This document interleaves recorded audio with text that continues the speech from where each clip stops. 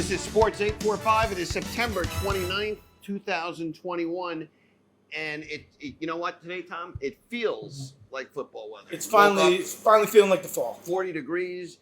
And it's a great thing that we're talking about local football again. Because last year, you didn't know if you were going to have a game one week to another. You had no state tournament. Again, we do this show to provide coverage for Section 9 sports. Right now, we're doing football. Because years ago, when my son was playing, and Tom, your kids were playing, we just didn't feel that the coverage was what it should be. Not just for our kids, for anything. There's so much time and effort that is devoted by not only the players but the coaches, and the coverage of it is really kind of poor. So I thank both of you for coming in. Tonight we've gone around the league tonight. We have two great coaches, two fantastic programs. Damian Straharski, the head coach at Port Jervis, his third year. We'll talk about your year last year. And Billy Bianco, who is at Newburgh. Billy's been there for 20 years. He's been the head coach for 12. And Newburgh is, when you talk about Section 9 football, you mentioned Cornwall, you mentioned Monroe, you mentioned Port, and you certainly mentioned Middletown and Newburgh. Obviously, you have the big Erie Bell game coming up. So let's start right away. Damian, we'll start with you. And I want to go back to last year. And last year, we were told, because we're certainly not at every game, that Port Jervis had the best team they had. And, it was one of those pixie dust years where everything went right for Port Jervis. Well-coached team, well-oiled machine. You play Middletown this week coming up for the Erie Bell, which I believe is in Port Jervis right now. Congratulations on that. You also can hang your hat that you defeated Cornwall last year. You had tremendous wins over Marlborough. You were undefeated last year, yet there was no state tournament, and that was due. Your season stopped because of a pandemic, a national pandemic. Talk about last year, and then go into this year and tell us about your team this year. I know you had a very big win against obviously a different Marlborough team, and you're a different Port Jervis team. And I say this every week. It's very difficult, I think. It really comes down, a high school coach, and you guys could interject at any time you want. When you play in the NFL and you're a head coach, you could get a guy like Tom Brady for 10, 12 years. You can get guys that are solid, great guys, great players, and they're signed to 10-year contracts. And you build a dynasty. College, you're recruiting from around the country. You're going into homes and getting the best of the best. High school, no matter what you do, it's 4 years. You have a kid, Max, and he's gone, and you have to rebuild every year. So to be a consistently winning team, like the teams I mentioned, the schools I mentioned, and to be honest, Section 9 is better when Port Jervis is good. How do you do that? How do you build on something like that every year? And that's for both of you. Yeah, looking back at the year, before going into it, we were slow starting, got it going, and just having that core group of guys, the process. So when I first came in, it was all about the process, kind of changing the culture, and just building that rapport. What did you change in the culture? Just I would think relationships, and with the student athletes. And just buying in, a little discipline with them, and it comes a long way. Just that simple, little notch. More right involved there. in the youth programs and stuff? Getting back to the youth, absolutely. So our guys show face there. We do as coaches as well. And, just getting that ball moving where it's more of a year-round rather than seasonal. I think that was the biggest push for us. Mm-hmm. Billy, Newburgh, when they come to town or when you go to Newburgh, you're in for a game every year you've been there. Do you agree with Damian, or do you do things a little bit differently there? You have a much bigger population to pull from. Newburgh's obviously a much bigger school. That's why they're AA. But there's other AA schools that don't win consistently. Right. So, I can't speak for everybody else, but as far as we go, we have unique situations. In fact, we have two youth programs. We have one in the city and then one that I wouldn't even call it the town. The other one they pull from everywhere in our district. So a lot of times our kids haven't played together until they get to us. So kind of getting those kids to play nice and gel when they haven't played their whole lives together creates its own unique challenges. So I spend a lot of time, I know, going down there on the weekends, talking to our youth coaches, making sure they just know I'm there for their support, and they know, I care about them. I'm not telling them you have to do this, you got to do that. But just invest in time, and I think it pays back. So the kids know me when they come up. Sure. And then just making sure our lower levels within my program, stuff that I can control, they're buying in, they're running our stuff that we're running. They know what we're looking for at each position group, and just making sure the chain of command is in sync throughout top to bottom, really from Mighty Mites all the way up through. I mean, we spend a lot of time trying to make sure that's in line, because you need that constant to be. You see teams around in other sections, even our section, where they have one good year here or there. Mm-hmm. But to be consistent, that flow of athletes has to be, they have to be feeding you. That's what a feeder program is. So we spend a lot of time trying to make sure each year, we're getting a good crop of kids. I mean, ultimately, it's high school football. Like you said before, you're not always going to have the best team in the area. But to be consistent and be relevant, I think it starts with the feeder program and then leads up once they get to high school. So we try to spend a lot of time with that, but I think we've done a decent job. You've done a very good job. And again, before we get into your specific teams, Damien, you go into a season. Do you have a few practices and then say this is the offense we're going to run, or do you have a few practices and teach them the offense that you're going to run? Is it predetermined? A little bit of both there, and going back to what you were saying before about last season, just being 6-0 and having that group, it's very difficult for a smaller class, being B. When we look at these AA schools, I feel like they have such a crop of kids to come in, and then they can replace. They have that depth. They have such a bigger pool to choose from. So for us last year to have that group, solidified, and it was almost one at every position, which is unheard of, for a smaller school like us. Last year was really special, and, they really formed well around what we were going to do. But offensively, we have my offensive coordinator, Chris Stellato. He runs it, and he has something in place, and we try to work around that. But we will make changes to the personnel, of course.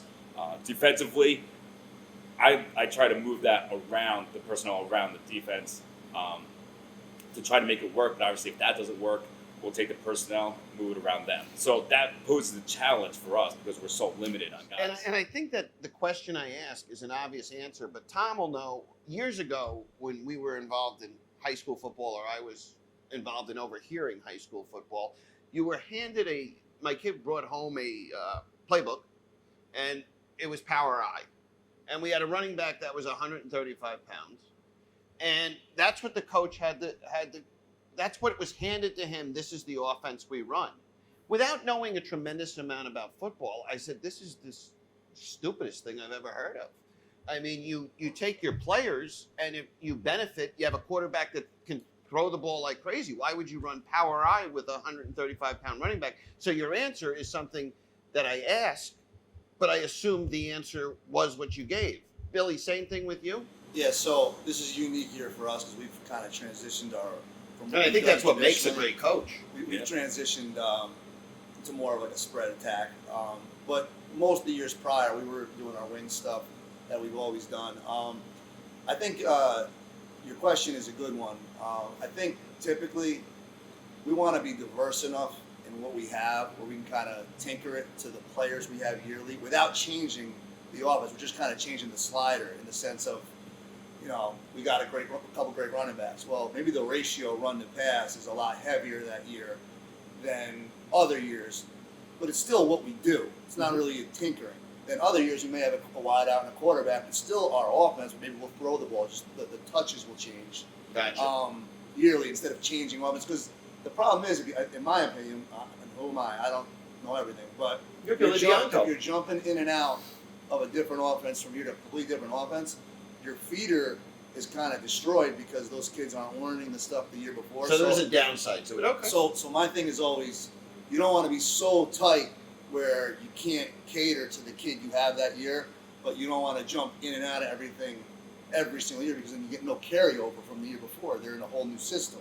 So it's a fine line, but we've always tried to, once again, kind of do what we do, but then just adjust once again the slider. I call just where We got a couple And I kids think- that can throw the ball. We're going to tinker it a little more towards that, but it's still the same plays. Just we're throwing it more. Yeah, you know, I think that's vice kind of what versa. I was saying. It's like we're flexible. Like Gotcha. here's our offense, here's our defense, Years but we ago, will move it around. and to I'm not going to personnel. say what it was, but you know what I'm talking about. It didn't seem very flexible at all. Right. And I mean, coming over to Middletown from Goshen, Tim's done a great job with. We have our scheme and our concepts that we want to run, but we're not going to force feed it based on what we have as players. So, conceptually, we want to run the ball, but we may not be able to do it out of the wing, like you said. But you ran the ball well out of the spread, right? So we know they want to run the ball, and then they got a great receiver, and we know they're I going would to think throw the you'd ball. always want to be able You to have run the your ball. yeah, Maintain the clock. and these guys do the same thing over at Port. You have your concepts and your philosophies, and you're going to go after those, but you have to be flexible based on the players that you have. So you tweak the system for those guys, but you can't overhaul the system every year. Before we get to your teams, I always said, and I've said it before, Section 9's better when Port's good. You always had the community behind you at Port, and it looks like last year, I mean, I've seen you guys before you got there, not very good teams with a ton of people at the game. Very important, I feel, in watching all these programs. It's no coincidence that the team that gets the community behind it is usually a pretty good team. Absolutely. I mean, when you have the community behind you, it just helps. Those are the parents that are trying to work with their athletes, getting personal trainers, trying to work with them on specialists, down at the feeder programs, the youth level. So when you get that type of community servicing the rest of the group, it follows through, and eventually, it comes up through JV and varsity. It's not only that, it's the kids in 6th grade that are going to watch Newburgh or going to watch whatever school it is. Wow, I want to score a touchdown. I want to make a defensive play in front of all of these people. Coming from Monticello, it's sad to me when we go up to play them and there's 12 people there. Newburgh's a different city. Newburgh's a city, and it's got many different types of people in it. You draw tremendous. You get a great crowd at these games all the time. And I tell you, I've been to Newburgh games several times, whether it be my son going there to play or going to watch Newburgh play. Never once have I seen any incidents or anything like that. It always is it's a great atmosphere there. Yeah, I mean, we try to publicize it and make it important. I mean, there's only football, as you know, there's only so many home games you get per year. So we try to make it a big deal when we're playing at home. We have gotten great turnout. You know what I mean? I'm not comparing us to other places, but if you're only going to get 4 home games, it's something positive to do. So, especially where we're at, I mean, sometimes people are looking for something that's pretty cheap and get out of the house. Yeah. It's better than being happy that a lot of people are happy their kids are there rather than doing whatever. Mm-hmm. So, and obviously when you win, people want to go be part of it. And our school does a pretty good job, and it's the football game, but I mean, our whole band is there with their I parents. think it's fantastic. Our cheerleaders are there. Our They're all youth there. is there. So it's like we're playing, but it's more than just the football Absolutely. team. So I think when you get the buy-in from all the different groups, And that's why That's I what think it's it's the the best. most important sport there is. Growing up in Monticello, we didn't have it. I didn't know what it was like until we moved down here. And the pep rallies, the bonfires, the bands, the community, what it does for businesses in the area, it defines team sport. This section of the this portion of the show is brought to you by Napoli Pizza, located on Route 6, right on the way between Minnesink and Port. 355-6161 is the phone number to Napoli Pizza. They sent us over some pies. They have the best food around. So if you're going to a Minnesink game or you're on your way to the Erie Bell game from Port, stop there, pick up a pizza. Napoli Pizza. We'll be right back.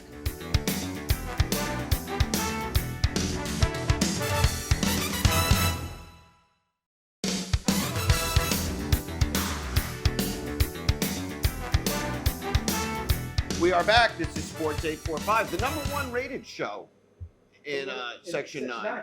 Absolutely. Won, what did we win? Radio show of the year. That was before you got here. I kind of carried it. Damien and Billy are here from 2 great programs. Damien, we talked about last year. Do you have anything more you want to add about last year? Or let's talk about this year. Just last year, I mean, it's unfortunate, like you said, stars aligned last year for those guys. We had a great group.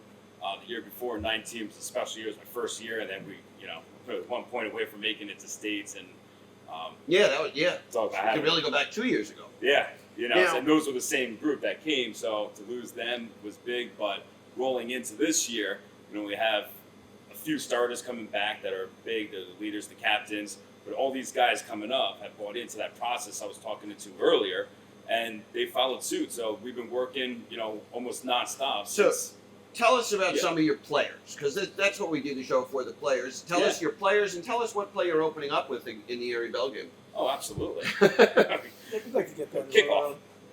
There you go. Oh, so we're getting the ball first. Right, So there you now I know. But Brett Fuller, he's been our quarterback for 3 years now. He's a starter. He's got a cannon of an arm. He likes to go deep, even though we don't want him to. And but he can throw it. But he's very accurate in short stuff.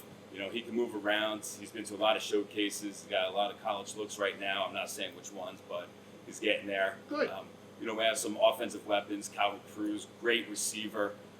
I've seen him mentioned quite a bit. Yeah, he came up as a freshman, playing that Marlboro game a couple of years ago where, we had like a miracle catch and making it past Marlboro then.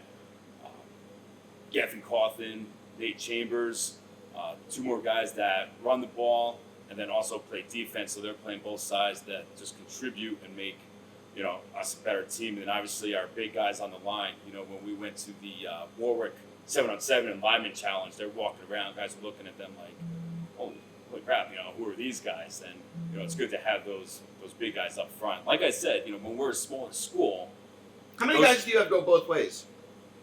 right now, most of them.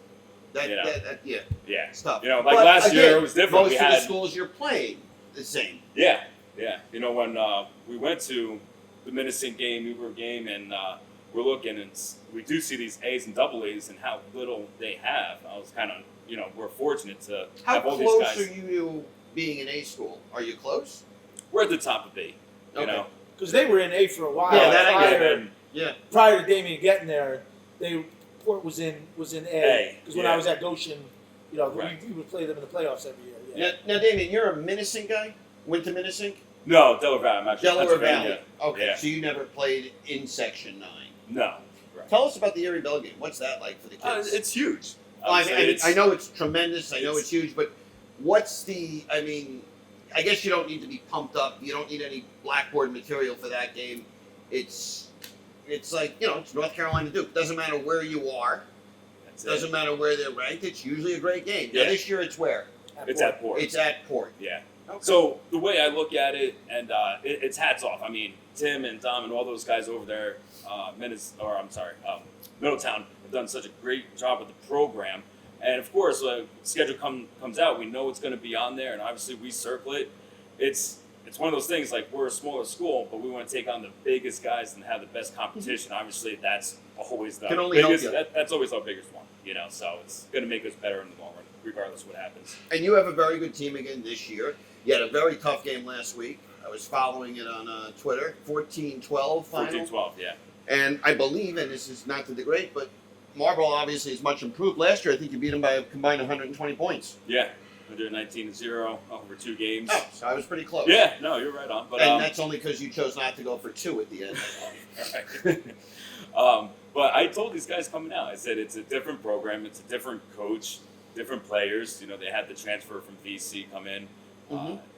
It's not the same team from a few months ago. And they have a quarterback. Marlboro's got a pretty good quarterback. Yeah, that's Well, the that's transfer the from that's- Dallas. yes, yeah, I'm so sorry. that's the Dylan O'Malley. thanks. Yeah. Yeah, who can move around the pocket, throw the ball, and so I just So thrown you- into them all week. I said, guys, they're not the same team. If you go in there with that mindset, it's going to be a tough game. And sure enough, Early in the season, but odds are Port probably plays Marlboro again. that's what I'm thinking. Okay. Yeah, after watching, I mean, Well, it was a listen, good game. Yeah. You guys- good luck in the Erie Bell game. Stay here because at the end I have a question that neither one of you will be able to answer. And if you can, you should be in a different spot. Billy, last year, and again, thank you for coming in. We can't do this without the coaches. You had a little bit of a ride to get here. I appreciate it. Newburgh, like I mentioned, always one of those schools. When you talk Class A, who's going to be the best in Class A? Well, you got Double A. Well, you got Newburgh, you got Monroe, you got Middletown. I mean, it's always the same. Not always, but Newburgh's always mentioned. And hats off to you. You've been there for 12 years as the head coach, been involved with the program for 20 years. Last year, and again, my opinion, and it's not a slight to Monroe, I feel last year, COVID screwed up a lot of things, but I thought it put the screws to Newburgh. I really do. You and I didn't have any conversation about it or anything. It was my opinion. I voiced it. I don't know if there's blame to put on anybody, but in my opinion, I thought the committee dropped the ball. I thought Newburgh should have been in the Class Double A final. I don't know how much you want to talk about last year, but I'll certainly let you talk about it, and then we'll talk about this year.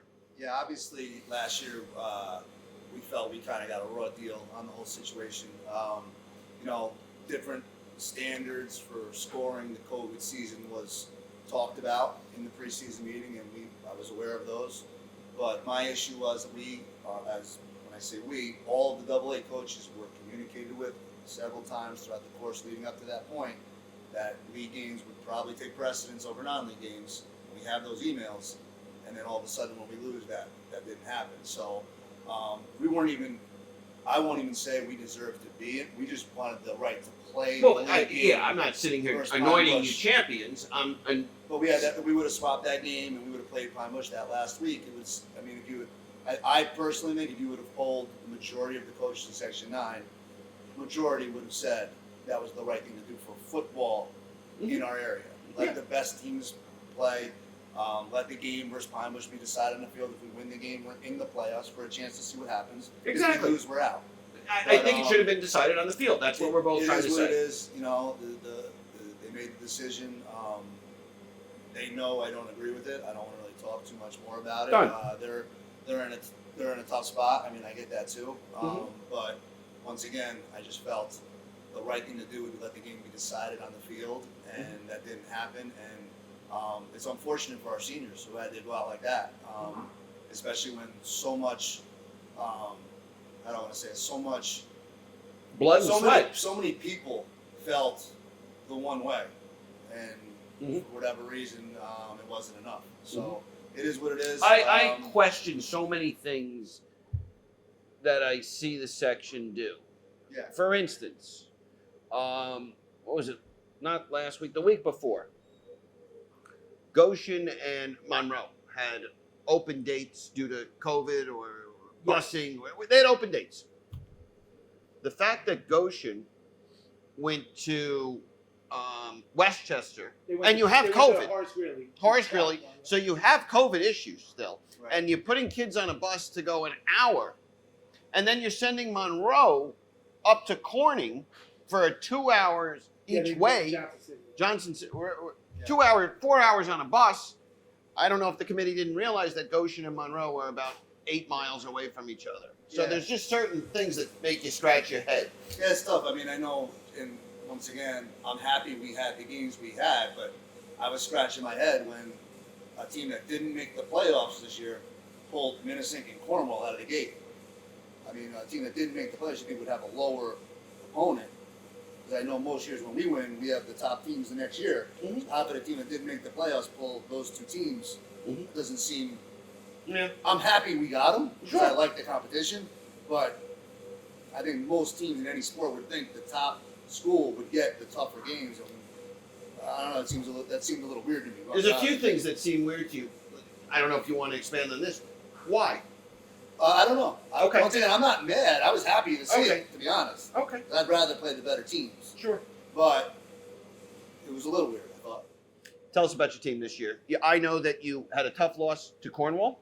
Both of you did. And then you had a nice win in Middletown, in Newburgh, against the defending Double-A champ Middletown team. Right. So you obviously have a good team. Again, tell us about it. Yeah, so we think we've played the top. I mean, as far as Section 9 goes, I think we probably played 3 of the better teams in the area out of the gate. And for early season games, I think that's what you want as a coach. So like I said before, I wasn't complaining with our schedule. I just thought it was strange. But yeah, you play those good teams. I mean, sometimes it comes down to a play or two. I mean, it came down the week before. We dropped the pass in the end zone. They missed the pass. I mean, basically, Special teams. There was a lot of special between teams. us and Cornwall, it was like who was trying to lose. I mean, like we just kept both sides kept turning the ball over. They just made one more play than us. We dropped the ball, and it wasn't that kid's fault. We made a lot of mistakes. Okay, but they caught one and we dropped one, and that was the difference. If we played them 10 times, it probably split. But it is what it is. That's high school football. You learn from it. Honestly, it's kind of crazy to think this way. I'm almost happy we lost the game just to refocus our kids. Oh, a I little would bit. think as a head coach, you'd always want to, so it's if you're going to lose early, and play a tough schedule early. Right, and then obviously playing Middletown, they're a good program. They got playmakers all over the place. They're big up front. So, I mean, first 3 weeks, I think we've been tested pretty well. So, I think as far as our team goes, we've had an opportunity to be 3-0. Okay, we're 2-1. I think that's been good for us as far as our team itself goes. I think we have a lot of playmakers. Okay, I think we're pretty balanced this year. We have obviously, everybody looks at the one wideout we have, but the other kid. Tell us about DeAndre Johnson, we have a wideout. He's returning all-section guy. He's 6'7", 198 pounds. Senior? He's a junior. Junior. Okay, yep. He's also plays outside backer for us. He's pretty physical. The other wideout, we have Emmanuel Williams, who's 6'1", 6'2", 195 pounds. Pretty jacked up kid himself. Then Elijah Bevier in the slot, who can really run. And then Sam O'Keo is kind of like the hybrid tight end. He's flexing as a slot. So those are the four skill guys. They can all catch the ball. All Who's your quarterback? Did you mention your quarterback? So, yeah, working towards that. So the quarterback is Dylan Idolano. He's our soccer coach's son. He's played football his whole life. He's a scrappy kid, tough as nails. I mean, last year we had Amari Tice, and he was obviously 6'6", 235 pounds. Dylan's probably 5'10", 5'11", 165, 170 pounds, but he's tough as hell.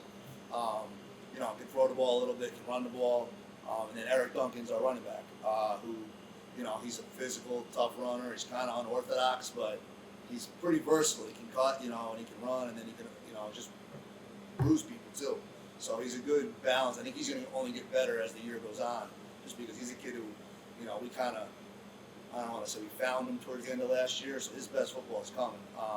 And then up front, we got our big guys on the offense. Aiden Harrison's our center's returning starter. Vito Grassi's a guard who started for us last year. Fabian Roden's a kid, a tackle who's a starter as a ninth grader for us, so now he's a two-way guy for us. And Samaj Branch is also a D-end tackle. He's a two-way guy. And then at right guard, we got Premier Cueto, who's his brother played for us a couple of years ago. So he's a kid who's got a family within our program. So we have a group that we think is pretty young, but they're also been tested a little bit early, so that's going to pay off as the year goes on. But we think we're pretty balanced as far as, I looked at the ratio. I think we threw the ball 18 times last week. We ran the ball 27, so that's pretty good balance for us, high school football. Try to get like a 60-40 ratio. Changes weekly depending on who we're playing, but I think that's where we want to be most weeks. So. This week you're home to a 3-0 team, Warwick. 3-1. 3-1? 3-1, yep. Why do I have a 3-0? Okay, home to We Warwick. lost them in a row. Right. Last week. Yep. So you're home, and we will release our Section 9 top 10. You guys could agree or disagree, but means nothing. But so you're home. You got Warwick coming in, and not another another tough game for you. Yeah, definitely. Obviously Costa Rica's been there forever. We saw them in the 7-on-7. We know they can throw the ball a little bit. The quarterback's pretty good. Defensively they jump around some different fronts, so we've been practicing for all of it. But we know they're a good team. We think we told the kids all week. I mean, guys, you played 3 good teams in a row. This should be no different. Same mindset. We're going in expecting a tough game. We just got to keep improving what we do more than cater. I don't want to say not preparing for them, but we do. We just got to get better at what we do. I look back at the first 2-3 weeks. The last 2 weeks, we've stalled inside the 24 times in the last 2 weeks, and good teams don't do that. Billy, you run the offense, the defense, or this year I'm running the O. Okay. Last year I ran the D. We've had some shuffling going around, and before that, most of the years I was not calling either. So I've done it all at this point. Damien, do you call Defense. You call defense. You're the defensive coordinator. Offensive coordinator. How does it work? I ask because I don't know. In the headset, break or good. 60. we got another. Well, you're at 60. All right, so when we come back, Okay. we'll answer that. That portion of the program was brought to you by Eat Your Greens. You could find Eat Your Greens at eatyourgreens.com. It is delicious. It is nutritious. It is healthy. And for you kids, when you go in at halftime and you don't have a lot of time, if you got to drop a deuce, you want to eat your greens and you'll be back. Microgreens will do that. Microgreens, you'll be ready to go for the third quarter. We'll be right back.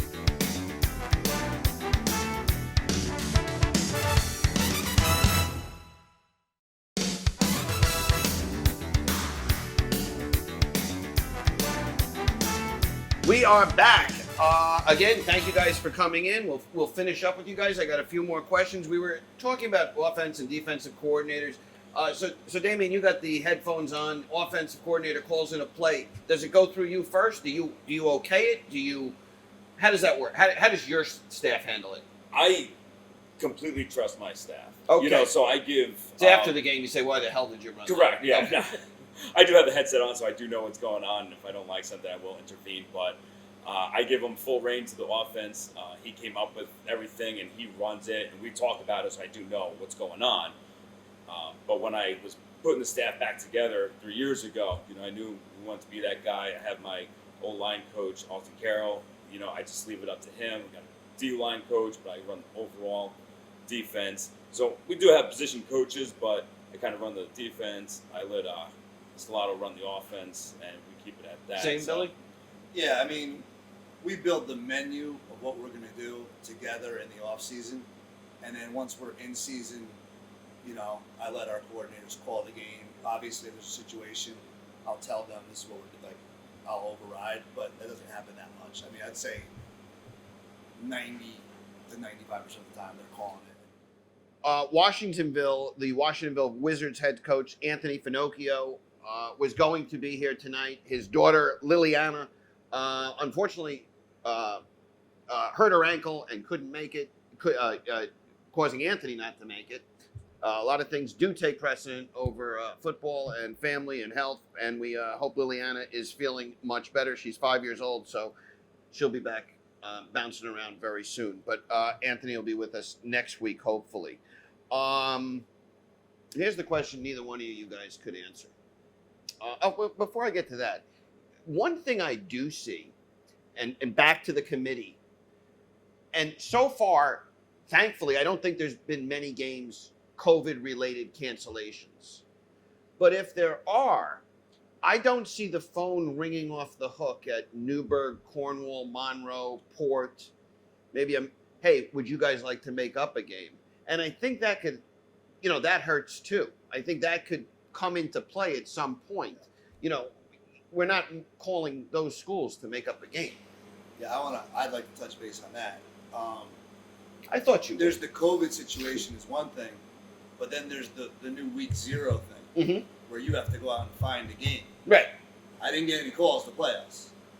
So it's hard, I don't want to say the bigger you are, to find those games. No one wants to play you. Right. And an That's odd my league. point. And you look at our schedule, we're playing the double A's. You gave us Cornwall, Minnesink, and Goshen. So who's left that's going to want to play us? So I think the week 0s, personally, should be built in, Mandated. just given out to it. Yeah, otherwise you got to go out of Because section. how in the final, Did you have a week 0 game? we scrimmaged, and I was okay with that. And actually, to be honest, it actually worked out because we had a couple kids miss for this reason or that reason, and they wouldn't be able to play in it. So it actually worked out, to be honest. But moving forward, I think we should just, as a section, just make a vote and make week 0s like part of our schedule. Just let it roll. In my honest opinion, let the schedule makers just build it in. Well, I think you should because it avoids any controversy. It avoids exactly what you were just saying. No one wants to open up. Okay, I think we got a pretty good team. It's week 0. Let me give Port, let me give Newburgh, Cornwall, Middletown, or Monroe a call. Right. You're As calling. soon as they found out, Right. that we were allowed to do that, all of a sudden my phone was ringing. It was Ryan. Oh, I knew that. I Yeah. knew that was Yeah, coming. I can tell you. I was like, I mean, that's probably the only team, because we have you guys on our schedule. The only team we're really looking at, we had two. We were looking at Cornwall or Minnesink, and they have both already had week 0 games. Yeah. If I'm a head coach, I'm calling Kyrus Joel for my week 0 game. That's why. Because we're already playing the bigger schools, like Billy said. It's tough. We'd have to go out of section. But I'm not a huge fan of week 0 because I like the scrimmage. I want to see what I got. So if we could build a scrimmage in the week before, somehow that would be a lot better. Because we still have a lot of kids. We're still finding out about 3 weeks into the season. The only thing that I found was difficult was practices. Here's an actual game that's going to be, either league or non-league, but it was exactly 10 practices leading up to that. If we were playing on a Friday night, which we did, so we had, it is what it is, but we had a bunch of guys that couldn't play. Exactly. We had to follow the 7-day rule, 10 practices, and I still find this COVID thing the most confusing thing in the world.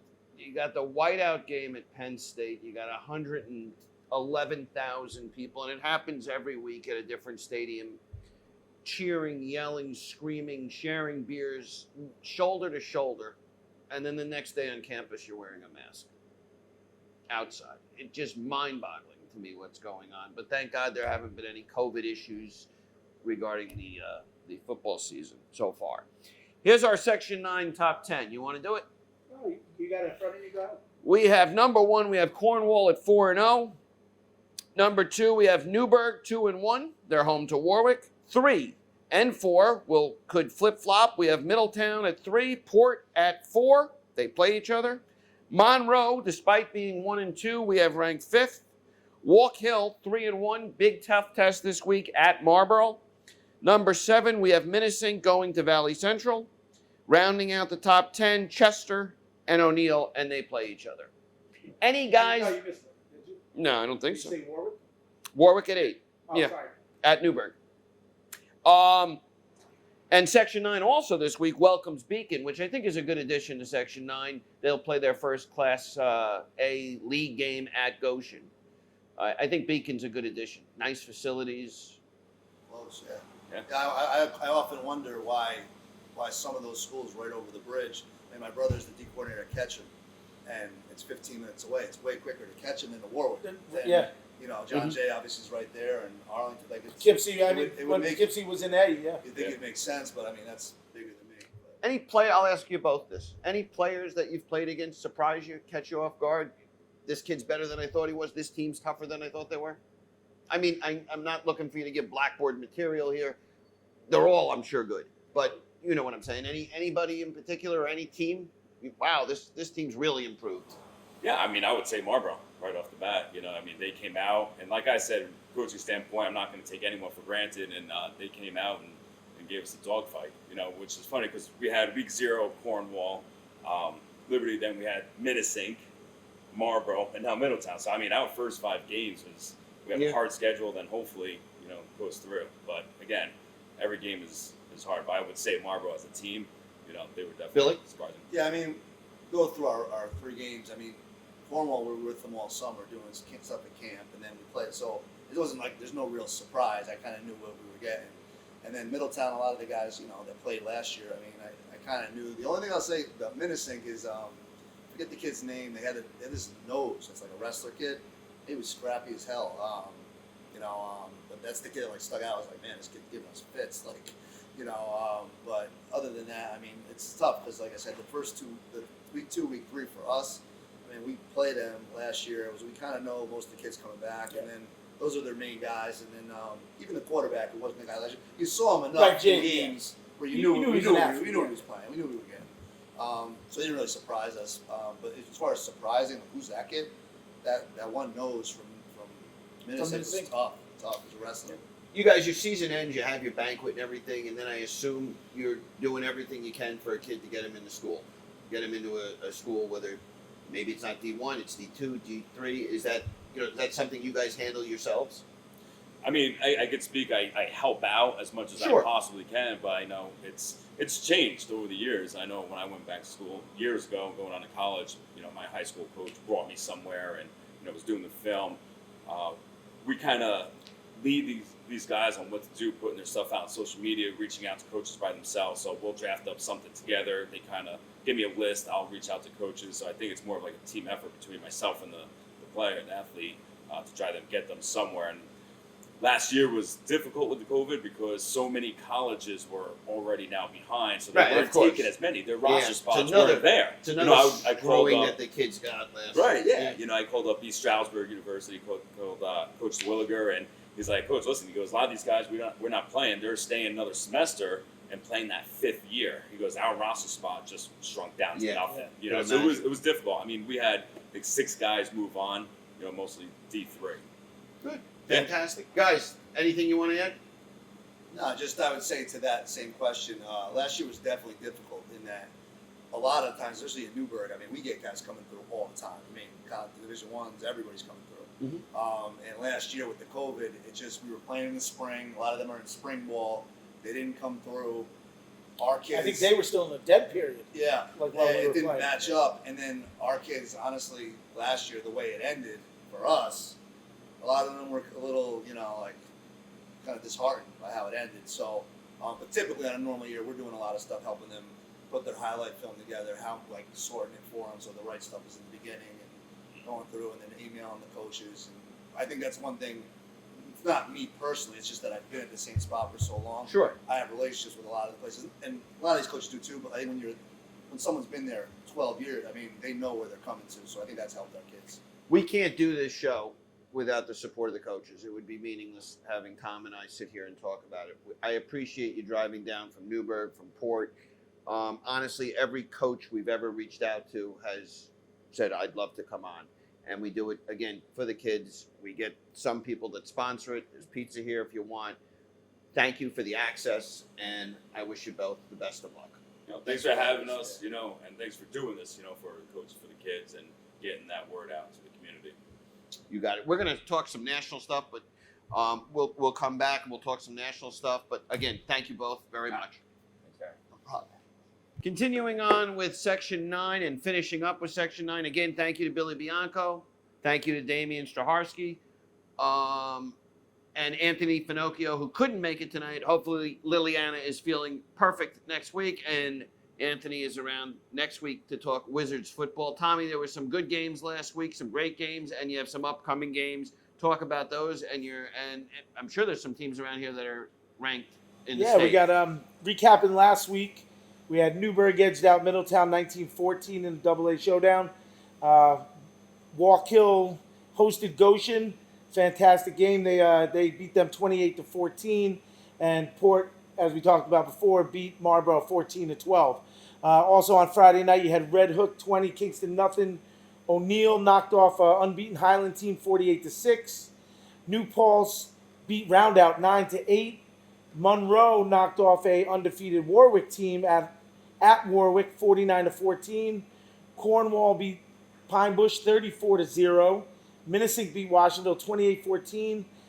And those were the 11-man games. In 8-man, we had Pauling 48, Dover 20, Fallsburg 31, Eldred 20. On Saturday, VC, Burke, Chester all won big. Roscoe, Livingston, Burke won big last week? Burke won big last week, yes, Who sir. did Burke play last week? Burke played Liberty. They won 53-0. Oh, okay. Yep. And SPAC all took care of business in the 8-man. Right now you have coming up, it's going to be week 4, Section 9. We're in full swing of the conference schedules, division schedules. And we'll cover more of the standings next week because right now some teams don't have any games, so it's scattered. But I think after this week, everyone or almost everyone would have played a division game. Coming up this week, the big games. Friday night, you got Middletown heads out to Port Jervis at 7 p.m. for the Erie Bell game. You also have Minnesink Valley at VC. Beacon makes its first, you talked about this earlier, first visit in division. They come to Goshen. Walk Hill's at Marlboro. Warwick is at Newburgh. You got Roosevelt at Cornwall. And Saugerties at Highland. Those are all Friday night games. Saturday night, we have, Saturday afternoon, they don't play night games except for Chester and O'Neill, but I'll get to that. Roundout at Monticello, New Paltz at Burke, Red Hook at Liberty, Monroe at Washingtonville, which is a 3:30 start. And the big game on Saturday night is O'Neill at Chester, 2 undefeateds.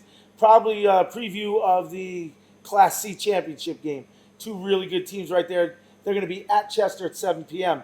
And then over an 8-man, you got Ellenville and Tri-Valley on Saturday night. And Friday, you got Roscoe, Livingston Manor, Downsville at Fallsburg, SPAC at Dover, Onteora at Pine Plains, Rhinebeck, and Eldred at Sully West. Can't wait for the Downsville-Fallsburg game. Yeah, you know what? It's with no Class D anymore. The 8-man football is keeping it Absolutely. relevant especially up in Sullivan County and across, on the other side in Dutchess and what's that? Putnam? Putnam. Yeah. So those smaller schools that don't have. Who's the, and I don't know if you know this, who's the premier A and double A team in the state right now? That they're saying? I saw New Rochelle got beat by like 40. Yeah, I think Garden City, and see, this is where it gets iffy. You got all the city and the Catholic schools and the Long Island schools that are involved in the state rankings. It doesn't make sense because they don't play in the tournament with us. So, but I know Garden City is they're number one in double A, and that's a Long Island school. They're not going to be there. And in A, it is one of the upstate schools. Cornwall's number 4. They're the highest ranked Section 9 team in In the state? in Who the else state is right state now. ranked? Right now, state rankings in Class AA, you got Newburgh sitting at number 20. Middletown's at number 22. And Monroe and Warwick were honorable mention this week. Class A, Cornwall is number 4. Wallkill comes in at number 23. And Minnesink was an honorable mention. In Class B, Port Jervis is ranked 10th. 10th. Yes, 10th. Marlboro, they dropped that game, so there's a bunch of undefeateds ahead of them. I mean, they lost to the 4th ranked A school. Yeah. Marlboro's honorable mention, and in Class C, you got O'Neill coming in at number 9, Chester at number 17, so that's a really good matchup that we're going to get right here in Section 9. 8-man, Pauling's number 3 in the state. Pine Plains, Rhinebeck's number 4, and Sully West are number 8. Dover comes in with an honorable mention. So that's the goings-on in Section 9 football for this last week and coming up in Week 4 of those games. Looks like it's going to be another great week of Section 9 football, and I'm looking forward to seeing it. Yeah, so am I. I mean, I might go to the Erie Bell game. It's going to be it's going to be always a fun. madhouse. Yeah. A lot of people show up. It's a great game. Early in the year we already had the Spirit Trophy game over in Goshen, so Warwick took that. I didn't get to go. We had a game that night. It's rocking every time that game is played. No, it's a big deal. This one's a little bigger, and I've been a part of this one as a player, and this will be my second time as a coach. Last year we didn't get any fans because of COVID. I think there was like 250 people there at Middletown, which Yeah. that's No, nothing. it'll be crazy. It's It'll going to be madhouse. absolutely insane, and we're looking forward to it. It's going to be a great game. We'll be back. When we get back after this, we're going to have the Irishman, and we'll talk some national sports.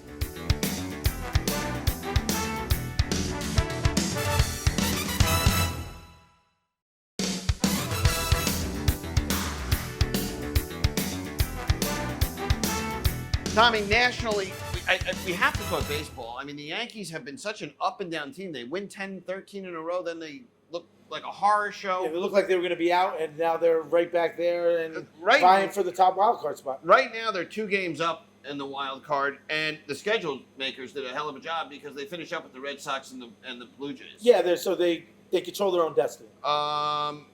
It's great. The National League is pretty much solved. The Giants, the Brewers are in as division champs. The wild card is pretty much done. The Dodgers and the Cards. Yep. The only thing interesting in the National League is the Phillies are 3.5 games behind the Braves, and they play each other. Right. That's- So that could go either So way. one of those teams gets in as the division winner, but they can't get in as a wild card. Right. The Cardinals are on fire. Yeah, they've been playing great baseball. I wanted to ask you this question. For all of baseball season, the most valuable player has been Ohtani, correct? Yeah, I would think so. I mean, he's done it on the mound. He's done it at the plate. I could make a case that he's not the MVP, that Vladimir Guerrero is. Well, his numbers are fantastic. Guerrero has played over 1,000 innings this year. Ohtani has played like 273 innings. So I know Ohtani has done his 45 and 98 for Ohtani, 46 and 105 for Guerrero. Ohtani's 9-2 with a 3.1 ERA. He's definitely the most valuable player on the Angels. But where would the Angels be without Ohtani? The same place they are now, out of the playoffs. Where would the Blue Jays be without Guerrero? Out of the playoffs. They would be out of the playoffs. Yeah. Now they're playing in the last week with a chance to make it, and it's because of him. I think Guerrero wins the MVP. He should win the MVP. I mean, But I think again, they're it gonna give it to depends Ohtani. on how you define most valuable player. I don't see how you could have a most valuable player on a last place team. Right. It just means he's the most valuable player on your team. Right. He could be the player of the year if you wanted. And that's where the MVP and the player of the year. Mm-hmm. What are we talking about? Are we talking about the best player in the game that season, or are we talking about the most valuable player that contributed the most to help his team get to where they needed to be? Poll a bunch of baseball fans and ask them who is Salvador Perez and what team does he play on? I'd probably And nobody. you and I would know who he is. He's going to hit 50 home runs, knock in 120 runs, and bat 280 from the catcher's position. Yeah. Salvador Perez has had an incredible under-the-radar year. Giancarlo Stanton.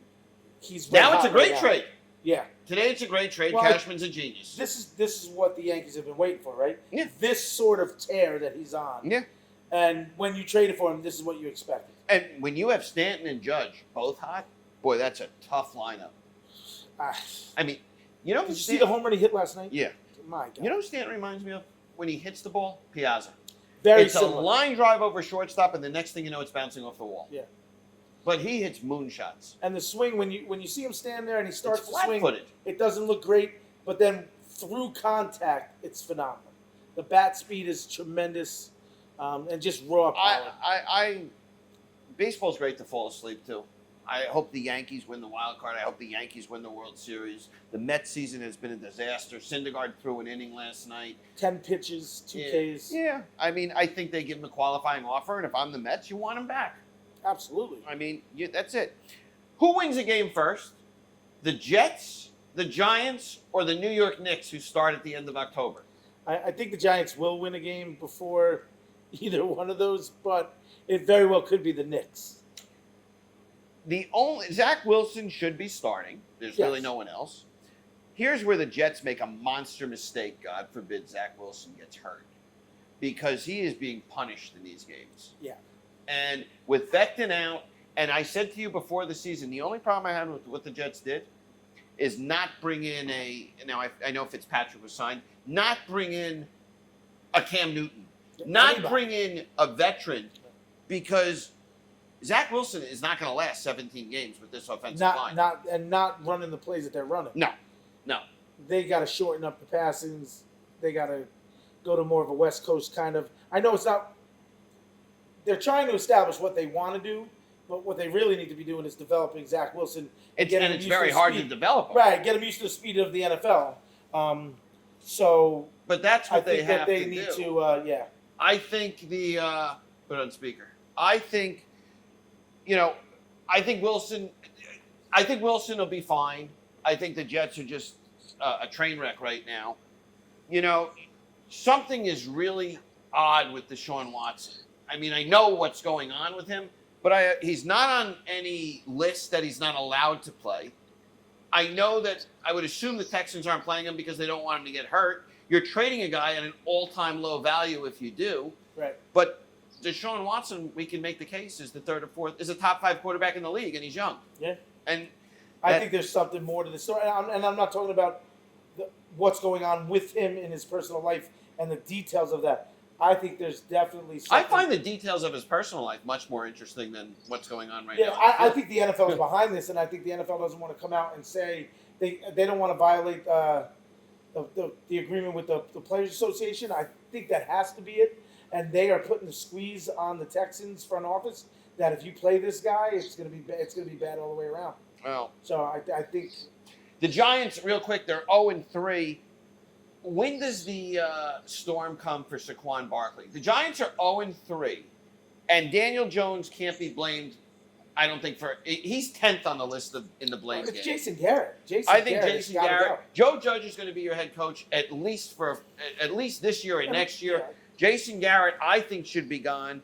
But Daniel Jones is not the problem. The question is, when do the fans say Saquon Barkley was a horrible pick? I know he's hurt, and I use the word horrible, but Saquon, you don't. If I told you Barry Sanders, you were getting Barry Sanders. Barry Sanders won nothing. Right. Running backs don't. What did he make the playoffs once? Running backs are one of 11 players on offense that help a team win, and a great one could really do it. But the quarterback is where it runs the show. Now, where my argument doesn't hold water is I wanted Sam Darnold, Josh Rosen, or Baker Mayfield. Right. So, you never know. It's a crapshoot. But I just don't think Saquon Barkley is. I don't think pick. they're using. I don't think they've used Saquon Barkley right from the minute he's been in New York. He's a different type of runner than what he was in college. They need to get him the ball on the edge. They need to get him outside. They're trying to run him up the middle all the time. I think it's a bad move. And now he's coming off an injury. Get him in space and let him make moves.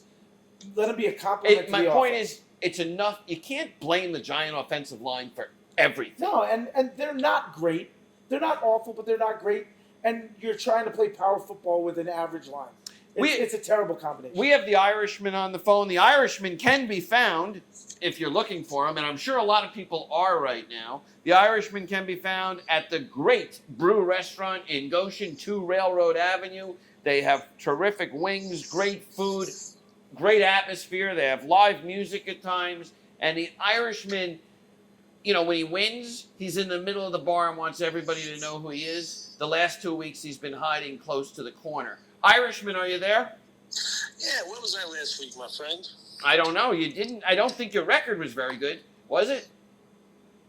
Oh, I think I was decent enough. I think even the dogs I gave out, I think they won outright. I believe I was at least 3-3, if not 4-2. I really don't recall. I thought You might have had 3-3. We have you here at 3-3. 3-3. Okay, so we're working our way up the ladder. How about that?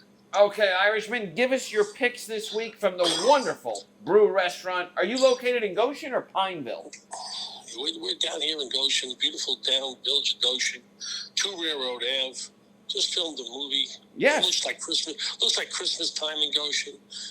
So everybody seems to have a little skip in their step, and a little bright smile, bushy tailed. Everyone's having fun here in Goshen. Jimmy, get me a pizza. Sorry, wasn't talking to you. Irishman, what do you got this week? So anyway, we're going to go through this real quick. We'll start with Thursday. We like Virginia against Miami. Take the 5.5. Miami, as well as the other bad school in Florida, Florida State, I think they're just terrible. And that's why we're also going to take Syracuse plus the 4.5 against an inept Florida State Seminole team. Then we're going to stay over in the ACC. We're going to go with BC plus the 15 against Clemson. I'll tell you right now, neither Clemson has quarterback problems. They can't score. So we'll take the 15 there. We got NC State on the letdown. We're going to take Louisiana Tech plus the 20.5. And we're going to take Indiana on the same reasoning plus the 12.5 against Penn State. Penn State's maybe looking forward to playing Iowa the following week. And then we're going to take Nevada plus the 6.5 against Boise in the great battle out west. Irishman, let me ask you a question. Rutgers win last week. If they were able to pull that off, biggest win in Rutgers college football history? I don't think so. I think Rutgers had some big wins back in the day when they had that wife beater playing for them who played for Oakland. Ray Rice. I'm pretty sure they beat Michigan that year. No, they did not. There's no way they beat Michigan that year. There's no way they would have played Michigan that year. Well, they might have covered them. I think their biggest win that year was against Louisville when you had Pandemonium and Piscataway. But anyway, do you buy into Rutgers? Not yet. No? Not yet. Tommy, no, you? I don't. No, I I buy don't. into Rutgers. To Rutgers. Shiano's doing a great job there. He's doing a good job. I told you last week. They're one tier below the top tier teams in the Big Ten right now. That's pretty impressive because they were eighth level and on a 3-level. I'm not. Shiano's they're done not an there unbelievable. yet. I think Shiano's done a great job. Shiano's only back for a couple of years. Got to give him a little bit more time. I think they're going to get right back where they were when he was first with them. Irishman, I don't dare question you, but I happen to like, and I don't think they're very good teams. I like Miami minus 5.5 this week, and I like. Where is the Florida State Syracuse game? It's got to be in Syracuse. That's in Florida. It's in Florida. It's in Yeah. Florida, and Houston's only, and Florida State's only a 4.5 point favorite. I think I would like. I would go against you on those first two. The others, I kind of agree with. We'll see. All right, well, Brew. we'll see what happens. Brew, 2 Railroad Avenue, Goshen, New York. The best wings around and a great atmosphere. Go there. Take your wife. Take your girlfriend. Take your Gumar to a Brew restaurant in Goshen. Thank you, Irishman. Have a great one. Everyone make $1. Goodbye. Tommy, it was a great show. Enjoyed it. Thank the coaches. Again, can't do it without them. And next Wednesday night, we'll be back. More coaches. And as the season progresses, we'll get some players in here as well. Absolutely, yeah. There's some great players in Section 9. We'll get them in here, talking some football, and maybe we can get Kai Cologne.